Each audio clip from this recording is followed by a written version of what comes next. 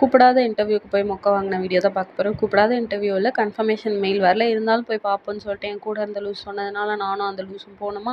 எங்களை மாதிரி அங்கே போய் நிறைய பேர் மெயில் வராமல் இருந்திருந்தாங்க. எல்லாரையும் ரிசப்ஷன் ஹாலில் உட்கார வச்சு சாப்பிட்டீங்களான்லாம் நல்லா விசாரிச்சுட்டு இருந்தாங்க. சாப்பிடாதவங்கள சாப்பிடலாம் கூப்பிட்டுட்டு போனாங்க. நல்லா இருக்கே இந்த ஆஃபீஸ், இங்கெல்லாம் வேலை கிடச்சதுன்னா வேறு லெவல்ரா அப்படின்னு சொல்லிட்டு எனக்கு இந்த பைக்கெல்லாம் பார்த்தோன்னே அப்படியே ஒரே ஆசையாக போயிடுச்சு. நான் உடனே எல்லாத்தையும் எடுத்து வீடியோ எடுக்க ஆரம்பிச்சிட்டேன். இன்டர்வியூ போனதையே மறந்துட்டு நான் பாட்டுக்கு வீடியோ எடுத்துகிட்டு இருந்தேன். எல்லோரும் ஜாலியாக ப்ரிப்பேர் பண்ணிகிட்டு இருந்தாங்க. ஜாலியாக இல்லை, சீரியஸாக ப்ரிப்பேர் பண்ணிட்டு இருந்தாங்க. நான் மட்டும் வீடியோ எடுத்துகிட்டு இருந்தேன்.